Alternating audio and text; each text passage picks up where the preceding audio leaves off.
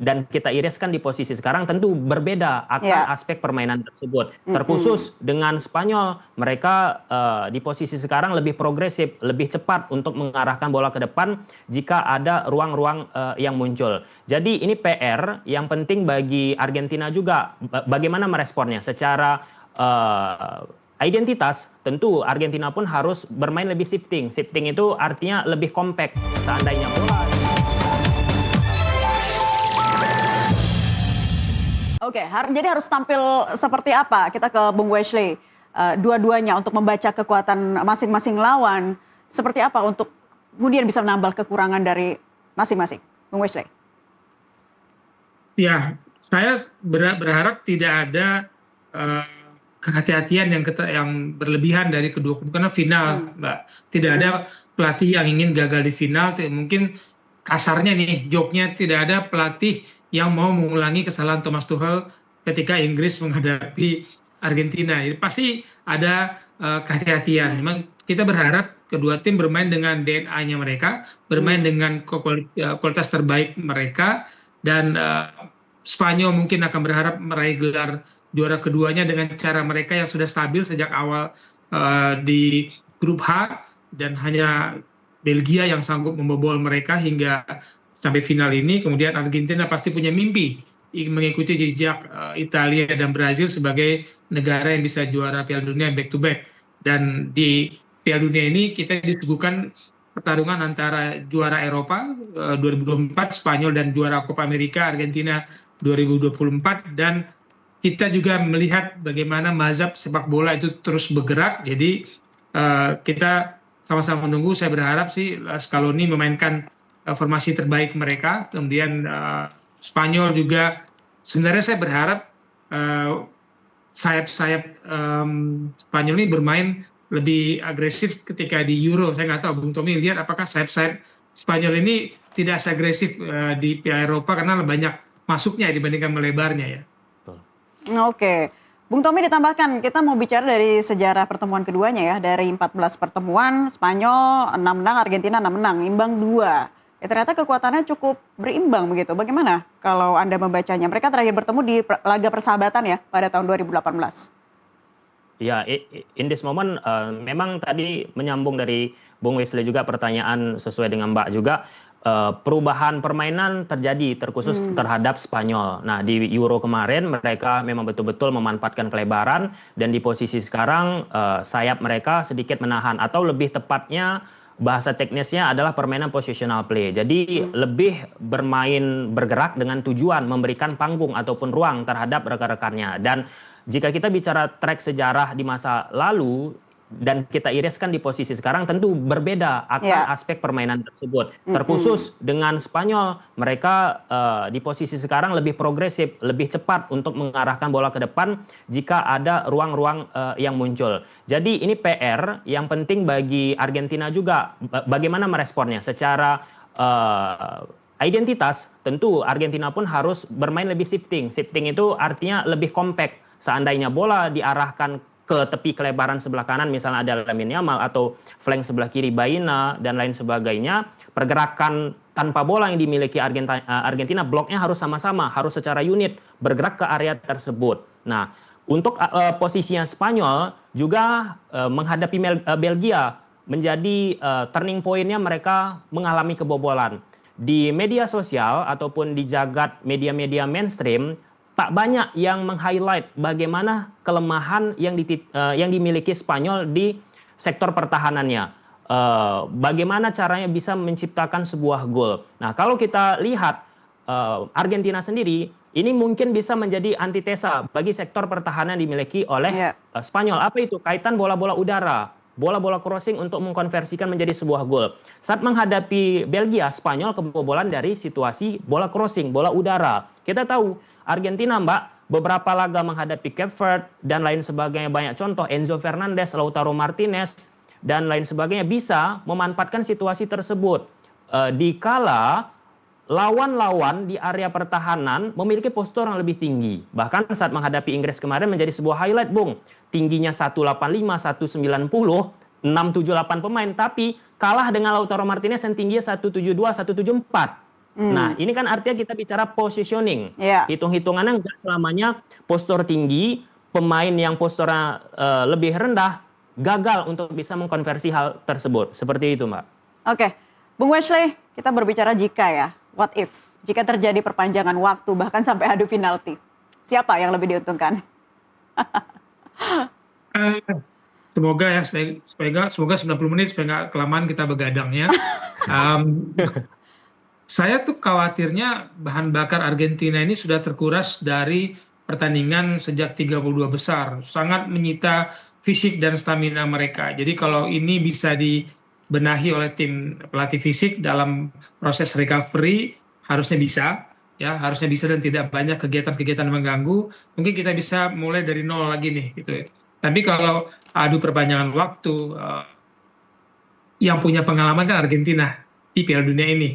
Itu juga jadi faktor penentu. Bukan berarti Spanyol tidak kuat atau lemah dari perpanjangan waktu, tapi mereka belum pernah meladeni tim-tim yang memberikan perlawanan sampai masa injury time yang terus-terusan sampai kemudian perpanjangan waktu. Jadi antara pengalaman yang dirasakan oleh Argentina maupun fisik yang menguras mereka dengan kesegaran dari Spanyol. Bagi saya tetap saya katakan saya pengagum Messi, tapi di pertandingan kali ini saya melihat Spanyol lebih fresh, lebih siap dan lebih kuat dalam pertarungan bola-bola atas tadi. Benar ya, McAllister pun nyetak gol, Bu Tommy, jangan lupa usia jarang dia nyetak gol, tapi momentum itu tadi katakan mereka bisa menciptakan dan memaksimalkan momentum. Itu Argentina.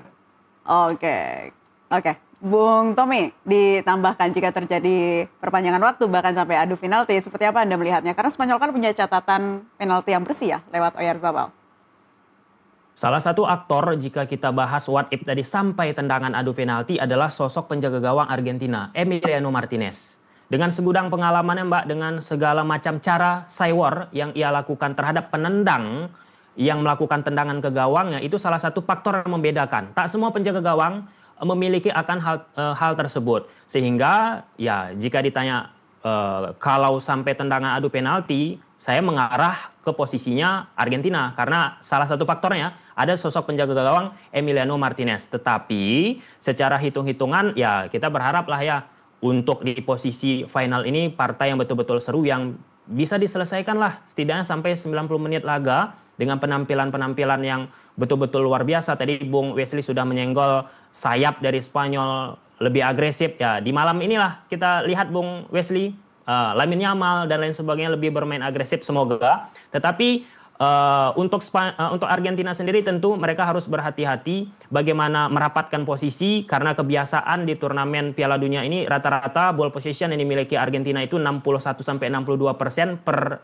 pertandingan, sehingga hitung-hitungan mereka harus lebih kolektif lagi secara unit untuk menutup ruang, untuk mengantisipasi sehingga ada momentum bisa pemain seperti Julian Alvarez, Messi sebagai komando memanfaatkan transisi di sektor pertahanan. Saya sepakat soal waktu recovery yang dimiliki oleh Argentina, sama juga saat menghadapi Inggris kemarin banyak pihak mengatakan ini sudah terkuras, ini sudah terkuras, ini sudah terkuras. Bicara akan aspek fisik, saya juga pernah bekerja sama di Arema FC tahun 2022 sebagai video analis dan di situ pengalaman yang saya petik adalah di saat aspek fisik dari seorang pemain sudah terkuras, kemudian mental daripada pemain memang betul-betul superior, memang betul-betul oke untuk fight, terus memenangkan laga sampai akhir pertandingan. Kadang fisik yang kita pikir secara mata sudah terkuras, Mbak, tiba-tiba mendongkrak. Itulah yang selama ini kita lihat ya untuk di posisinya Argentina ketika pemain-pemain berpengalaman, ketika pemain-pemain yang sudah merasakan di momen-momen terjepit mentalitasnya keluar sehingga bisa membantu sedikit banyaknya aspek fisik tersebut. Dan di momen pertandingan menghadap Inggris kemarin pun Argentina nggak langsung secara teknikal tancap gas terus. Dari data yang kita dapat juga Mbak, di babak pertama kan hanya 0,02 kesempatan XG yang mereka hadirkan. Jadi itu salah satu momentum mereka juga untuk menjaga ritme stamina mereka. Seperti itu Mbak. Oke, harus tancap gas di awal dong ya berarti apa yang dilakukan oleh Argentina dan juga Spanyol. Bung Wesley. Ya, semua orang pasti ingin cepat menemukan ritme dan menguasai permainan. Tapi pengalaman bahwa Argentina 2 kali comeback setelah lawan mencetak gol lebih dahulu, Mesir bahkan 2, Inggris dapat 1, kemudian Argentina bisa membalikkan situasi. Itu yang disebut tadi oleh Bung Temi mental. Ketika dapat second win itu angin kedua, itu memang fisik bisa membuat teratasi lah dengan keberhasilan mereka menemukan kembali angin kedua, semangat kedua. Itu saya katakan tadi, kalau kubu Spanyol bisa mematahkan momentum itu, mereka bisa mendapatkan peluang untuk menggerus fisiknya Argentina. Tapi kalau Argentina bisa mematahkan poros permainan, saya nggak tahu, tapi saya masih melihat Rodri masih terlalu dominan menjadi poros permainan Spanyol sepanjang Piala Dunia ini. Dan kalau poros itu diganggu, entah itu oleh McAllister, oleh Paredes, atau siapapun, ini Spanyol bisa oleng juga. Nah, itu yang kemudian kita katakan siapa yang bisa merusak momentum lawan dan menciptakan momentum untuk timnya sendiri, itu akan berpeluang. Oke. Terakhir untuk masing-masing pengamat sepak bola, berapa skor akhirnya, Bung Tommy? Ya, kalau jawaban singkatnya ini pertandingan saya pikir 50-50 ya Mbak ya. Yang akan kemungkinan besar yang akan memungkinkan sebagai faktor pembeda itu adalah bagaimana kaitan sama transisi dari kedua tim, kemudian kaitan sama struktur. Terkhusus untuk untuk Spanyol yang dominan sama penguasaan bola itu betul-betul penting terhadap pertahanan dimiliki oleh Argentina merapatkannya. Sehingga kalau skor saya tidak menjawab secara spesifik ya Mbak ya, tetapi hitung-hitungannya saya memikirkan ini pertandingan. Bung Tommy, nggak apa-apa jawab aja Bung Tommy. Ya, skor selisih satu. Yang unggul Argentina. 1-0, 2-1. Ya, 3-2, 1-2, selisih satu.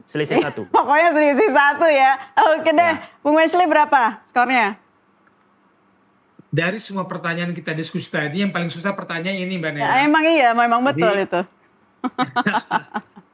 Kalau boleh, saya mundur ke tahun 66 ketika Argentina mengalahkan Spanyol di perjumpaan pertama kali di Piala Dunia. Jadi ini pertemuan kedua, skor 2-1, kita balik deh. Yang sekarang 2-1-nya buat Spanyol. Berapa, Bung Wesley? 2-1 untuk Spanyol, 2-1 membalas kekalahan di Oke, mantap. Kita akan tunggu ya nanti dini hari ya, persiapkan diri untuk begadang nanti malam. Hanya ada 1 trofi, 1 juara, dan 1 tim yang akan dikenang sepanjang sejarah. Apakah Argentina atau Spanyol, kita akan nantikan bersama. Terima kasih Bung Tommy, Bung Wesley sudah bergabung di kesempatan NTV Prime kali ini. Pemirsa, pemenang Piala Dunia 2026 membuktikan bahwa sepak bola modern tak lagi sekedar mengandalkan 1 atau 2 pemain bintang. Kerja kolektif, struktur pertahanan yang solid saat kehilangan bola, dan efisiensi saat mengubah peluang menjadi gol adalah formula mutlak bagi sang juara. Siapa juara dunia kali ini? Spanyol, La Furia Roja, atau petahana Argentina? Kami akan kembali sesaat lagi.